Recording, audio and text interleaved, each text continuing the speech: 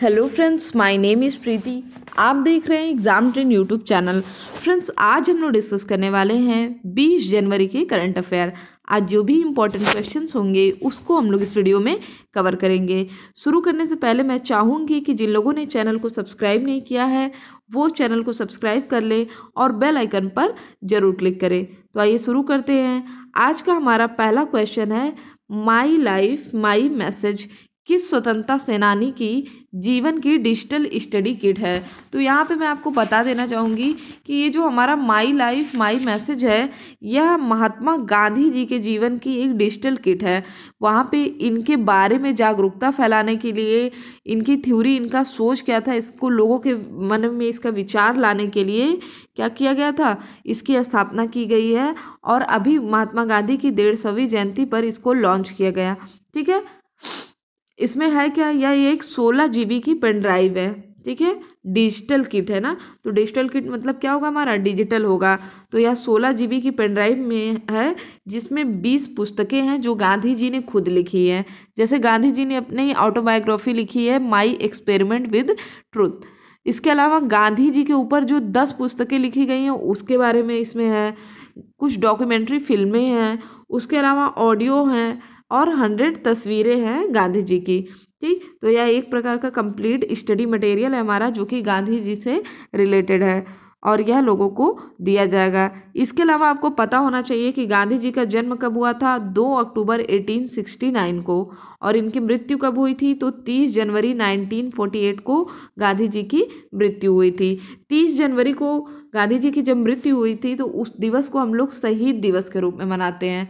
गांधी जी को किसने मारा था, तो नाथूराम गोडसे ने गांधी जी की हत्या की थी और इस दिवस को क्या करते हैं हम लोग, शहीद दिवस के रूप में मनाते हैं। इसके अलावा 23 मार्च को भगत सिंह, सुखदेव और राजगुरु को फांसी दी गया था, इस वजह से 23 मार्च को भी शहीद दिवस मनाते हैं। तो आप लोग इसको कंफ्यूज मत करिएगा।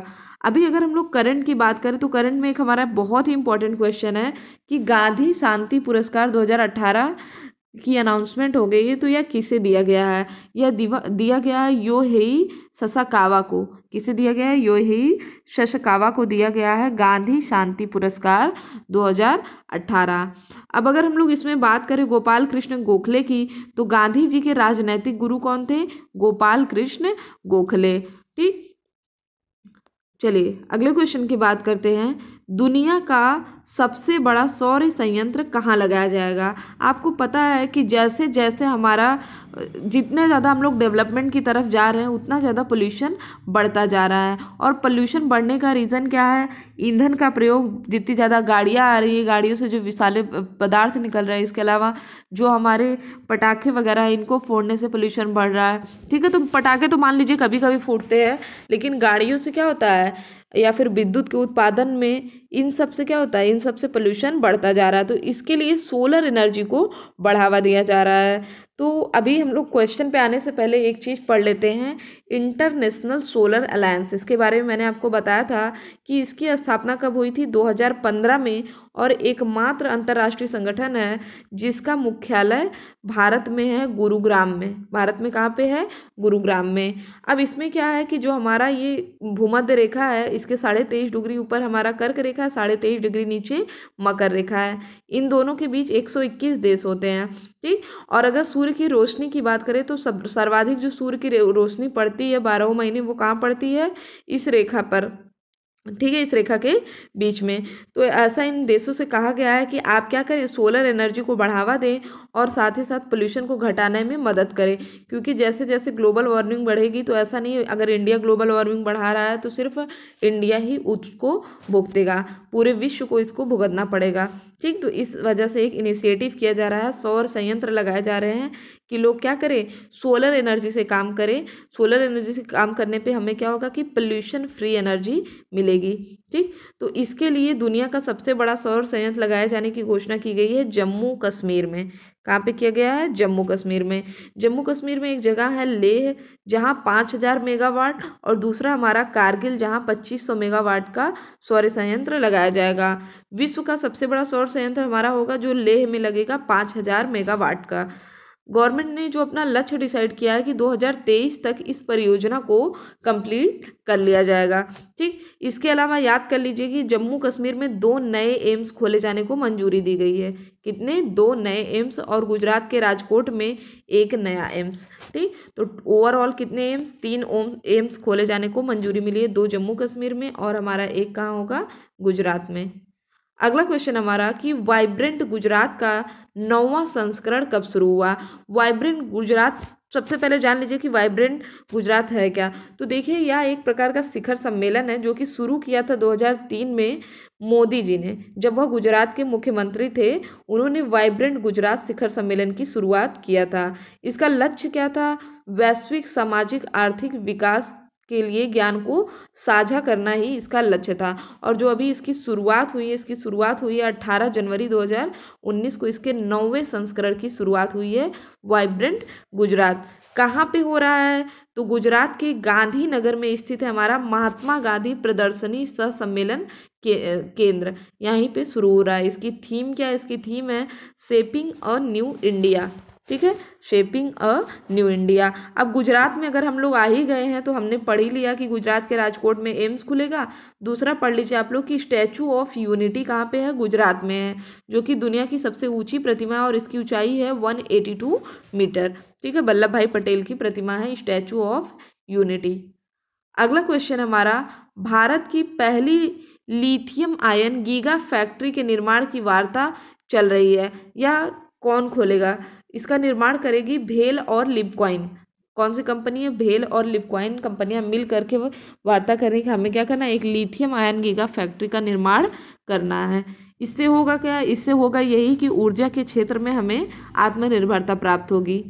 अगले क्वेश्चन की अगर हम लोग बात करें, आसियान भारत पर्यटन मंत्रियों की बैठक कहाँ हो रही है?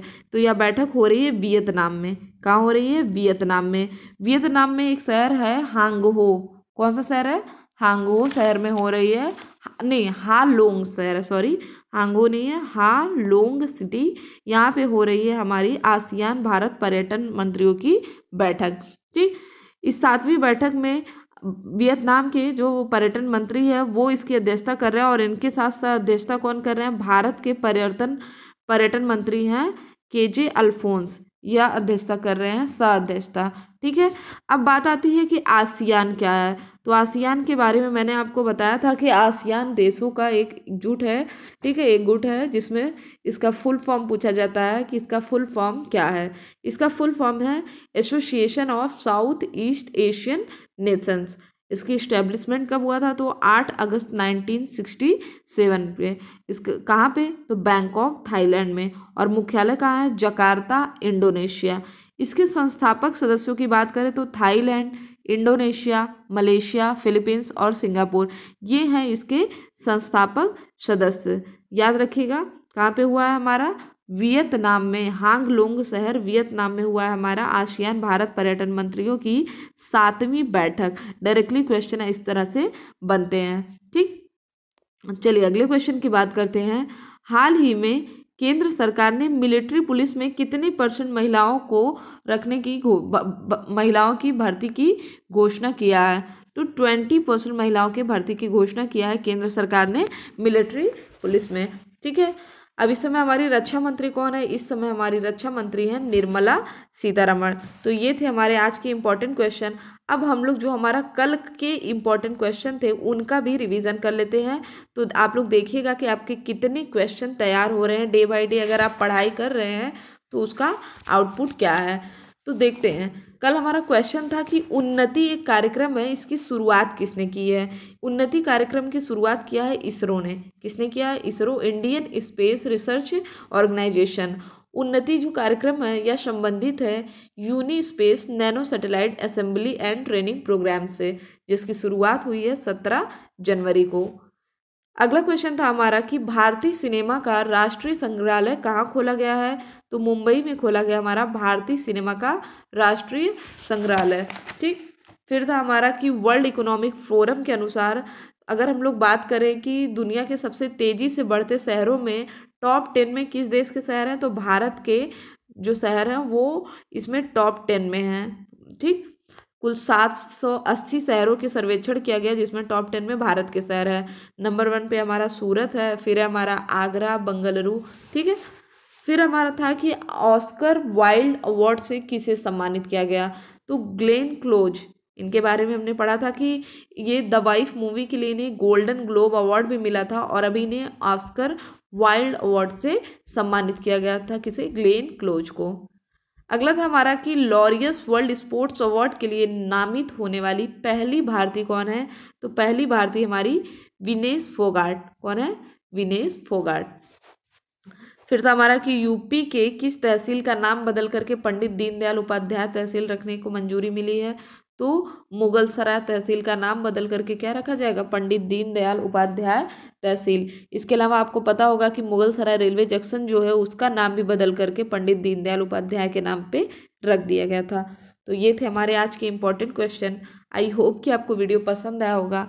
अगर आपको वीडियो पसंद आया तो चैनल को सब्सक्राइब करें, शेयर करें और लाइक करना ना भूलें। इसके साथ ही साथ अगर आपके वीडियोस पे ऐड आते हैं तो ऐड को स्किप मत किया करिए, ऐड को पूरा देखा करिए और आपके जितने भी एजुकेशनल ग्रुप हैं सब में वीडियो को जरूर शेयर किया करिए। Thank you friends, thank you so much.